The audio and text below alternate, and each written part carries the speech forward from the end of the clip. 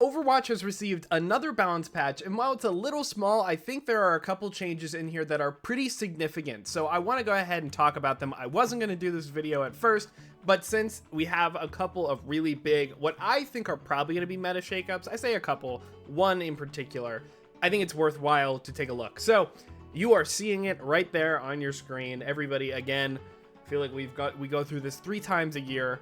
Orisa has finally been nerfed from her meta state. Now, I have a feeling that this will be the killer for her, and we'll talk about why. So the changes are that her health base increase, basically, she's lost 50 armor and just gained 50 regular health, so her survivability is down.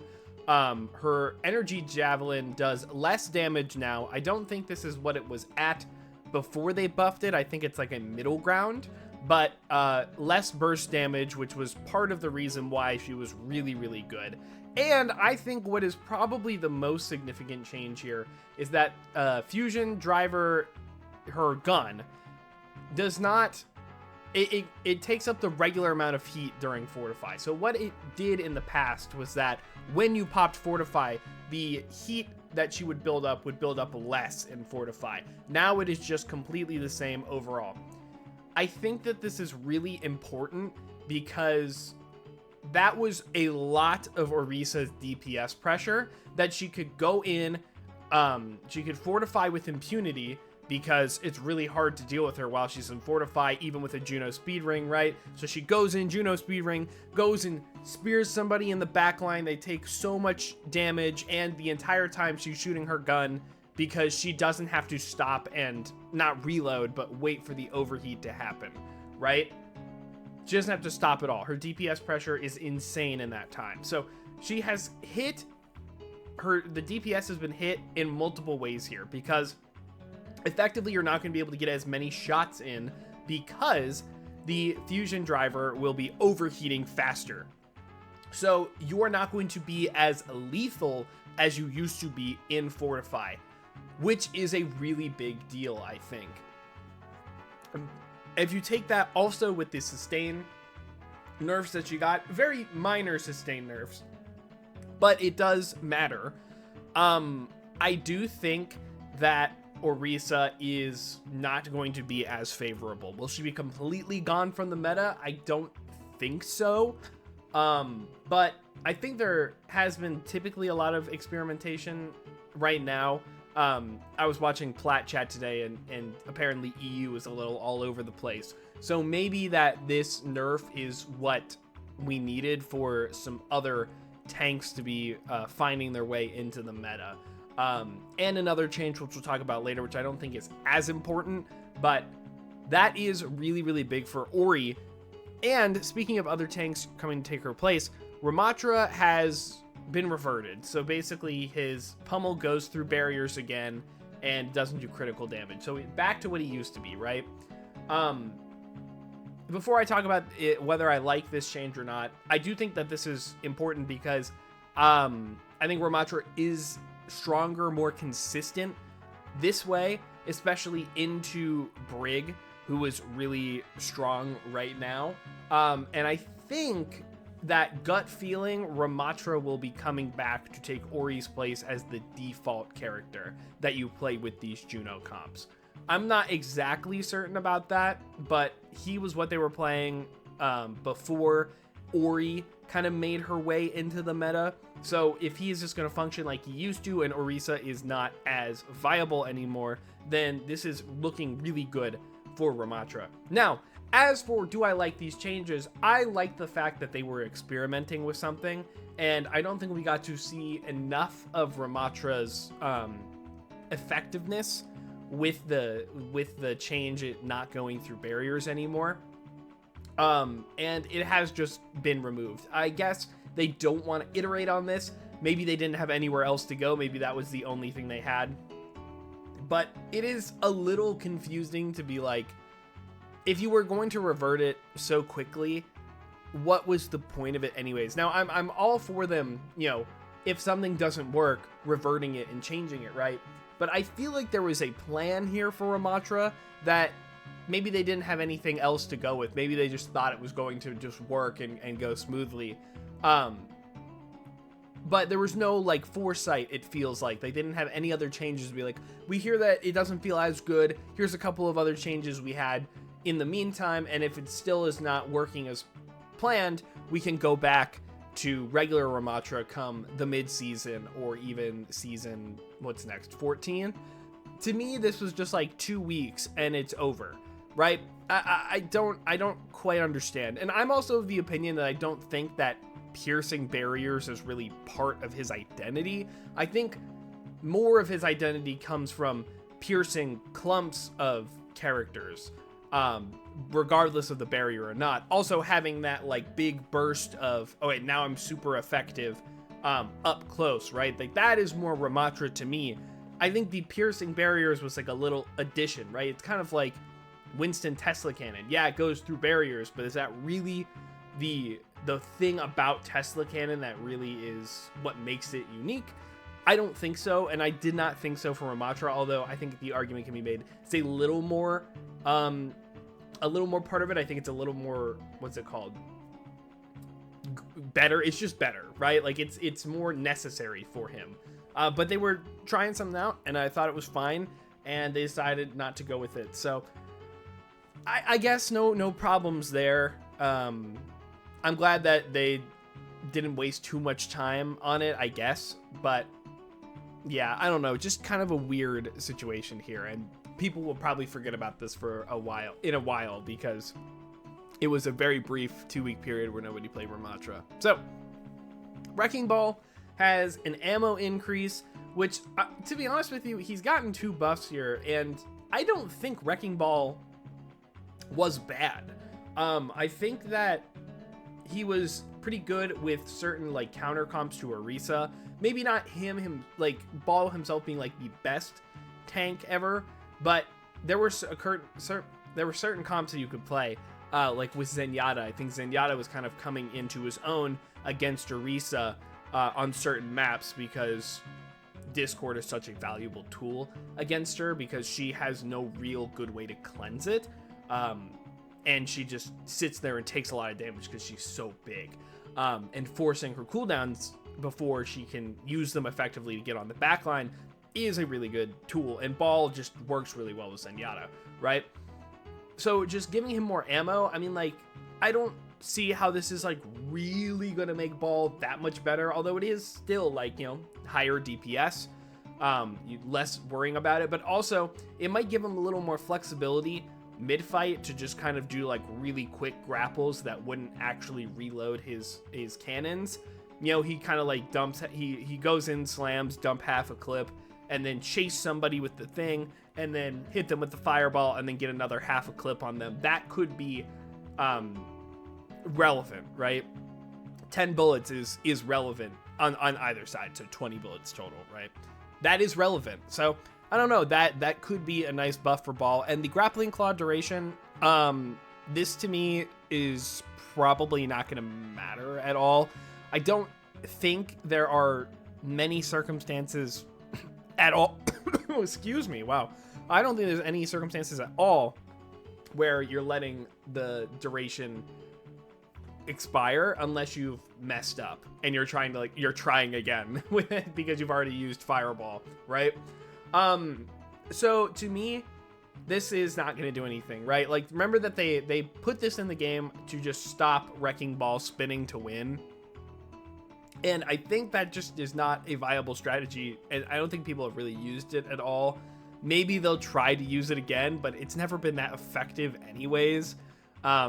Especially in Overwatch 2, I think it's easier to pin him down without as much damage mitigation. So yeah, I don't think that's gonna matter. I think the quad cannons might, but I didn't think Ball really needed buffs. You know, I think Ball has other problems that need to be addressed, but his actual power right now, I think, is perfectly fine. So I don't know, it's whatever. Okay, so I think this one is frustrating, mainly because it feels like what they've got with Sombra is just confused, right? They're just, I don't understand where they're trying to take this character, because now that hack now exits stealth when you're hacking an enemy, okay? So when you try to do an offensive hack, you will go out of stealth now. And now that your translocator is tied to stealth, you're always going to be like, if you open up with a hack, you're always going to be like, I don't know, at least a second, but probably a little more off of your translocator. So even though they just buffed translocator, now it's going to not feel as good. I don't know, like, I feel like this is really bad for utility hack, right? Because a utility hack, you could just be invis and like, maybe you weren't set up, maybe like mid fight, right? Where you like TP'd away and you were trying to like get staged and ready to go for the next like hit maybe, but you saw an opportunity, somebody was fighting, so you just hack somebody from the side and then you go set up, or maybe you keep going. You know, it's an option basically kind of removed from the table, right? If you are hacking somebody, you are now committing to that engage because you don't have translocator and you can't get back into stealth, right? So you don't have the option of like just hacking and letting them deal with it while you set up in stealth. Now it's just, well, I can't set up anymore because I'm no longer in stealth.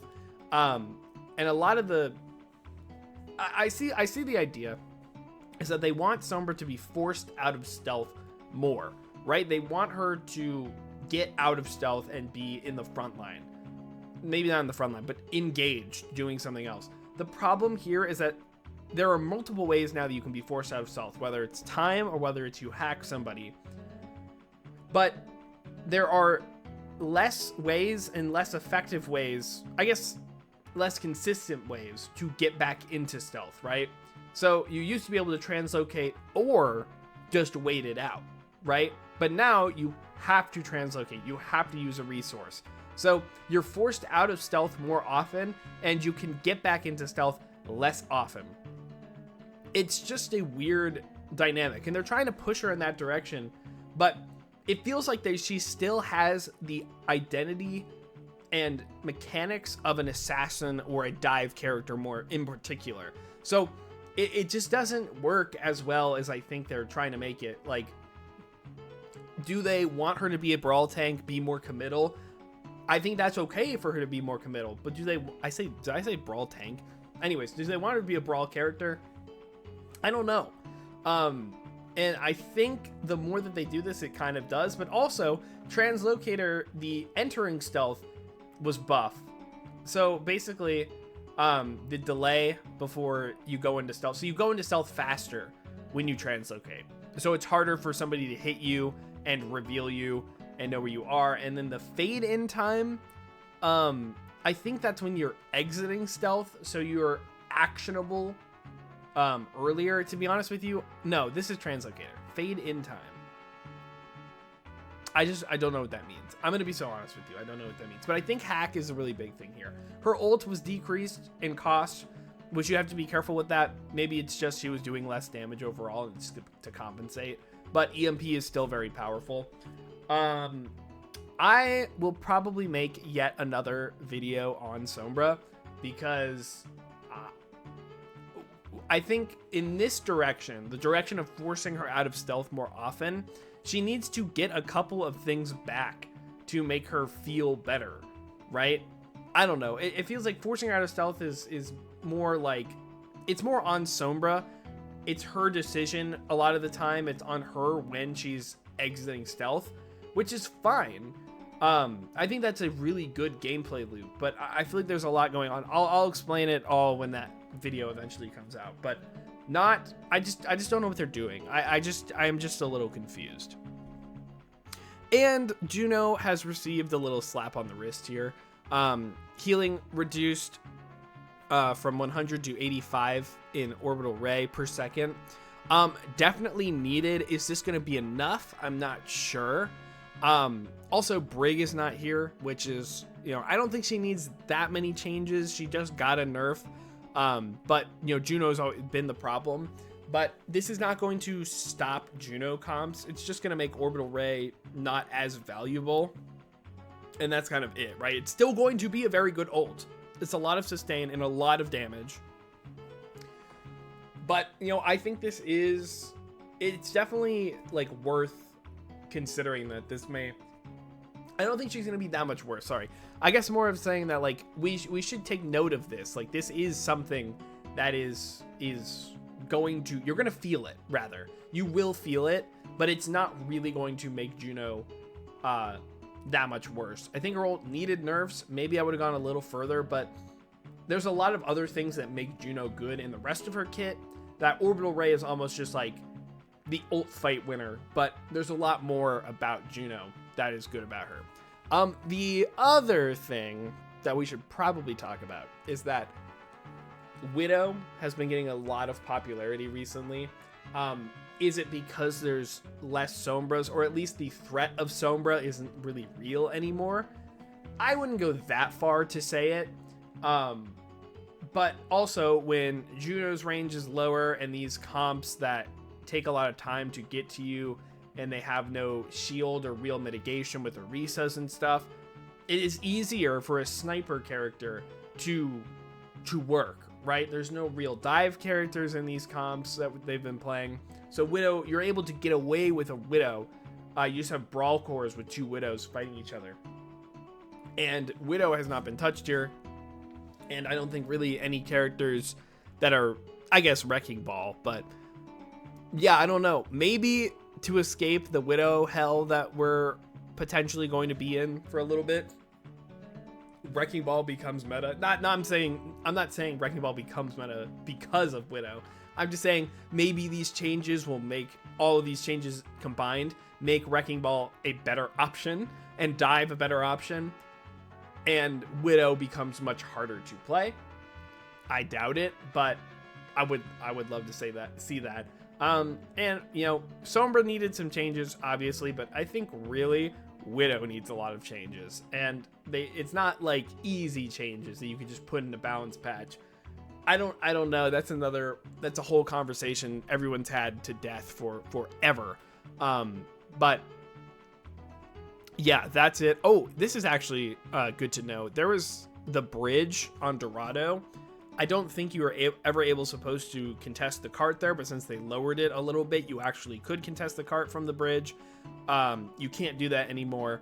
That is good. Also, Ryan's All Might skin now, they did fix this earlier, but they're just putting in the patch notes. It now plays the proper ultimate sounds, so you can't just abuse the fact that nobody can hear you. So that's also good change. But yeah, that is it for this balance patch. I'm not gonna go over the Junkenstein stuff because, to be honest with you, it's a lot of stuff that it's like, okay, well, I don't know how, like, is that one really good? I think the big things about this one were just like, wow, they did not nerf Kiriko exploding kunai. They didn't nerf Ash's damage ones basically at all, which was really weird to me. But it's a for fun game mode. I don't really care that much. So with that being said, thank you guys so much for watching. Please subscribe. I really do appreciate it when you guys do that stuff. Also comment, what do you think about this balance patch? Winners, losers, anything like that.